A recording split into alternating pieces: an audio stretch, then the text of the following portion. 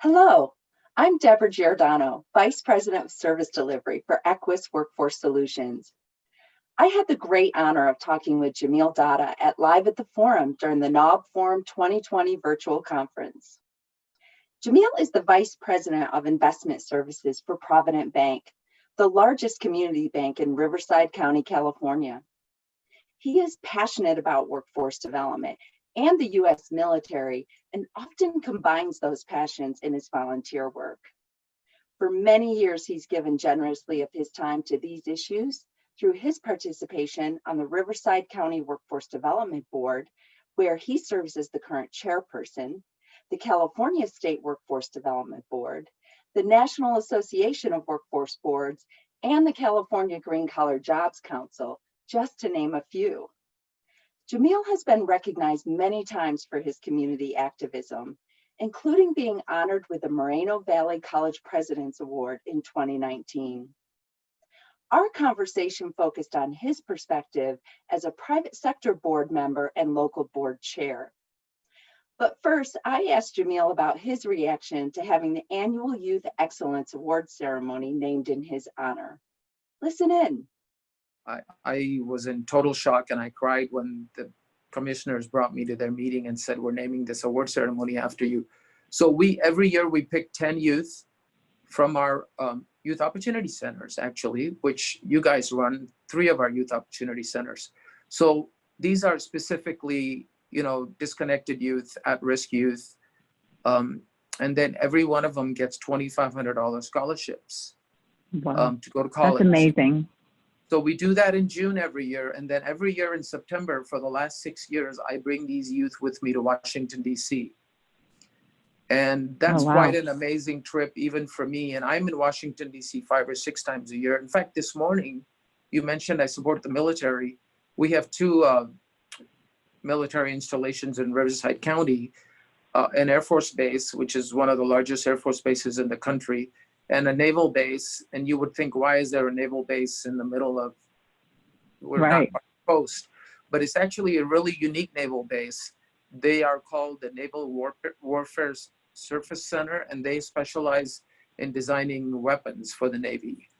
So there's about only 350 people on that base, but every one of them makes $150,000 or more. So that's a very high skilled STEM kind of a position. So this morning, the commander of that base announced a $6 million grant that the Department of Navy had given that base.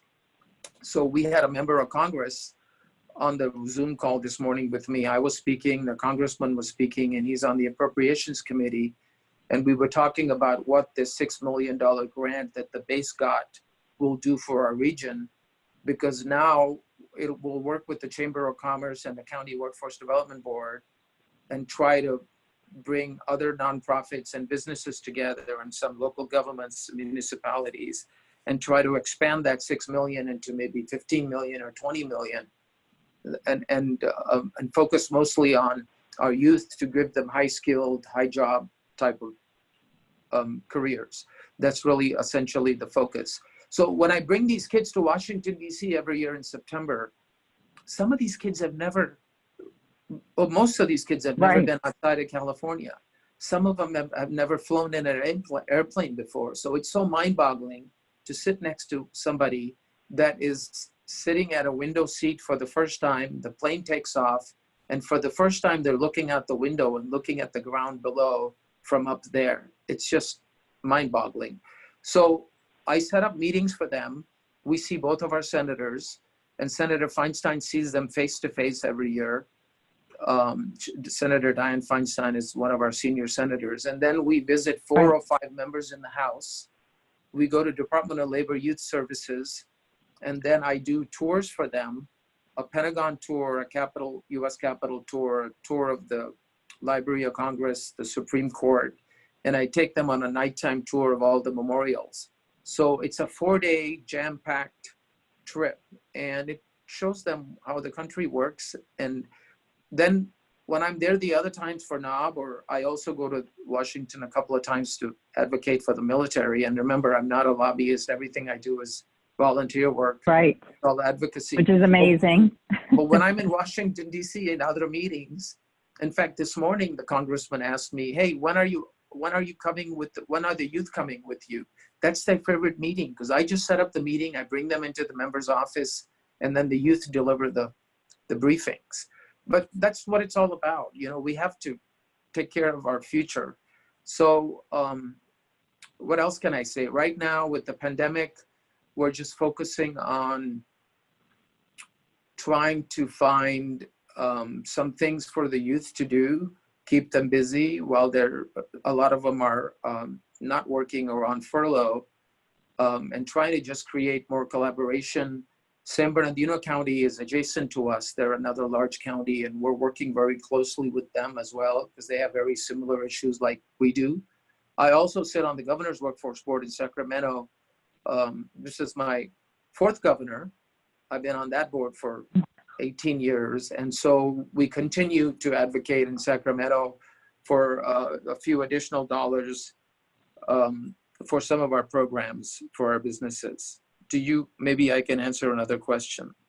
That, first of all, it's just amazing. What you do, Jamil, on your own time is just incredible. And first of all, thank you. As someone who actually gets paid to do this work, I'm just in awe of what you do on your own time. Yeah, I would. So I am curious about, you spoke a little bit about your local community and the pandemic, but there's a lot of things going on with in our communities that clearly are seem to be altering the future.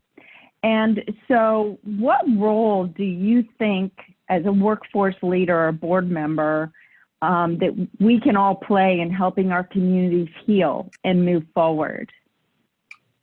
So I think being really, really active in a lot of things as the workforce chair, as the chair of our county workforce board, I think makes a big difference. And I'm not saying I'm the only one that does this, but in my role at the state board, because we have 46 local boards in California, and in my role at NAWB, where I've been involved for 14 years, and I'm a past chair of NAWB. In fact, I hired Ron Painter when I was the chair. I know. I find a lot of times, a lot of boards around the country ask me to come and speak to them at their annual meetings, because they tell me they don't want to hear from somebody that's a workforce professional. They would prefer to hear from a business leader that's a volunteer. And a lot of the members of Congress do the same thing. When I regularly do Hill visits, every time I'm in DC, I come 2 days early before my NAWB board meeting and do congressional visits. And they want to hear from the business leaders about, tell us what's really happening. We don't want to hear from your director, because they're just trying to protect their job kind of thing.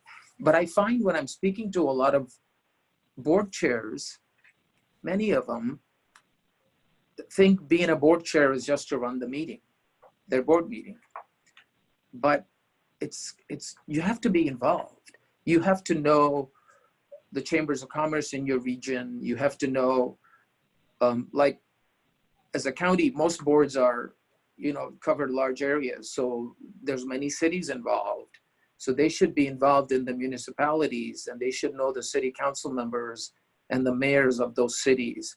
They should know the city managers of those cities. They should go and get to know the 3 or 4 or 5 different chambers of commerce or economic development agencies or that are in their region. They should know who their county supervisors or county commissioners are. They should get to know their state legislators, and they should go to some of the state meetings and not be a gadfly, but the squeaky wheel gets the wheel. And as you know, the DOL, the workforce funding, the WIOA funding that all the boards get, there's a set aside that goes to the governor's offices, and we can ask for some of that money back. And then when you come to Washington, D.C., and I know this year, unfortunately, we're all doing this virtually, but hopefully next year in March, we'll be able to get together. But I ask every board that comes that you have to go visit your members. And some of them say, well, we see them at home, and that's fine too. But a lot of the WIOA work and the stuff that we ask them to do is done by their staffers here. So you really need to be in their DC office with their staffers, who are generally the younger people, but they do a lot of the work. So I try to tell board chairs, don't just run your meeting, do all this other stuff.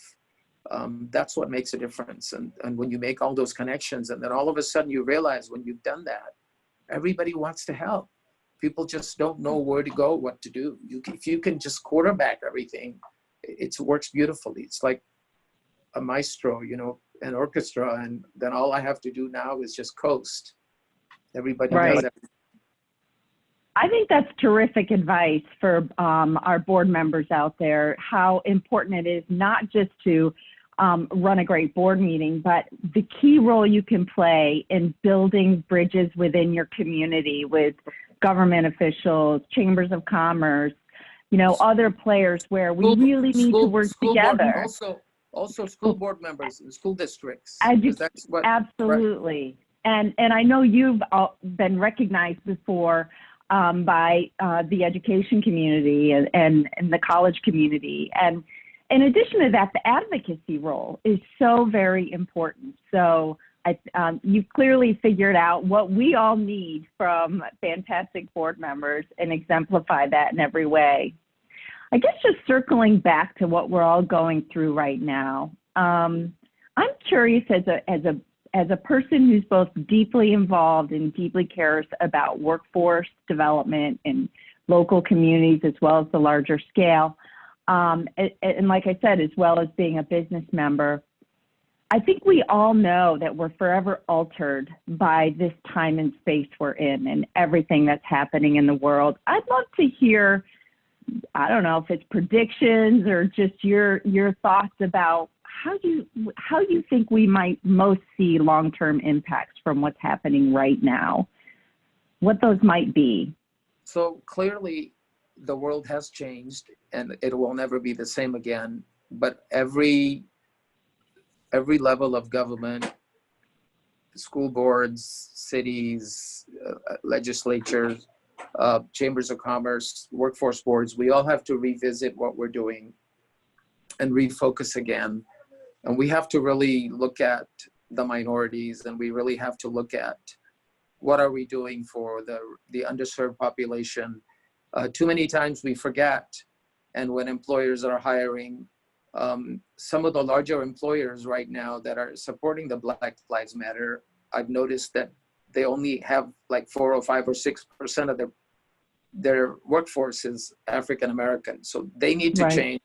Just like, so we need to be doing all that and making sure that, because 15% of America's population is African American. So every company, in my opinion, should at least have a 15% of African American workforce, because it needs to reflect, it should reflect our population.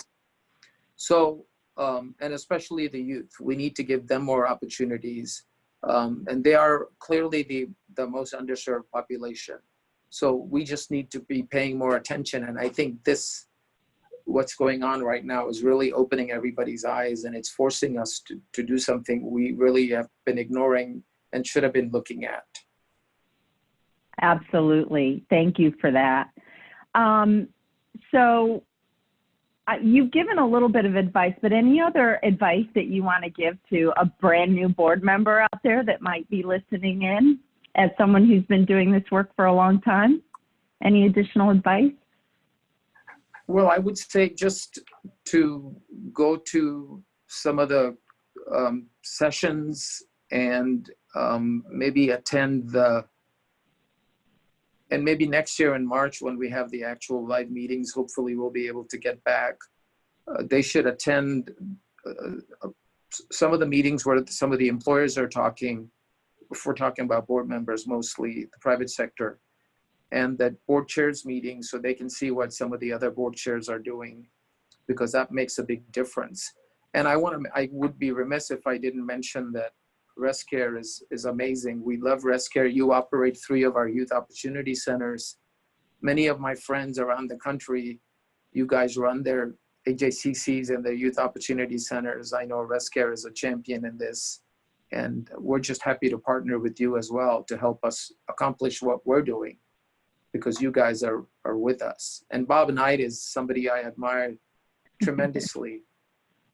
Yes. So, Well, thank you for that. We're really proud to course. be one of your providers there in that region. And I'm really proud to know you, Jamil. I mean, you're Thank just you. really a hero of mine in this space. And as a former board director myself, would have loved to have had you on my board alongside some of the amazing board members that I had at the time as well.